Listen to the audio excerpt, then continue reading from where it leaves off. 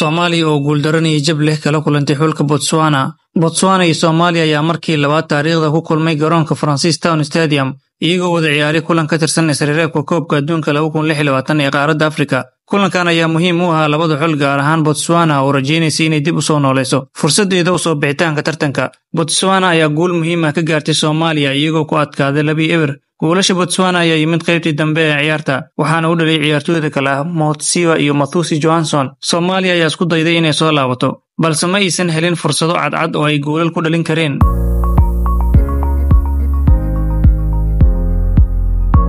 Guushan ayaa sare u qaaday rajada Botswana ee isreebka koobka adduunka iyagoo hadda ku jira kaalinta saddexaad ee Group G halka Soomaaliya ay weli ku jirto kaalinta ugu hooseysa ee lixaad. Tababaraha Botswana Morena Ramaraboli ayaa sheegay in guushan ay tahay mid dhiirigelin u ah xulka isagoo xusay in ay sii wadi doonaan dadaalka si ay u xaqiijiyaan soo bixitaanka tartanka.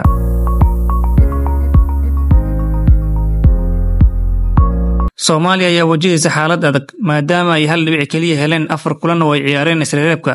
Tababaraha xulka Soomaaliya ayaa qiray in kooxdu ay u baahan tahay horumarin dheeraad ah si ay ugu tartamaan heerka sare ee kubadda cagta Afrika. Soomaaliya iyo Botswana waxay iska hor yimaadeen kaliya 2 kulan. Kulankoodii ugu horeeyay waxaa 3-1 ku badiyay xulka Botswana waxaana lagu ciyaaray dalka Mozambique. 5tii kulan ee ugu dambeysay Soomaaliya ayaa kaliya heshay hal barbaro oo ay la galeen xulka Guinea.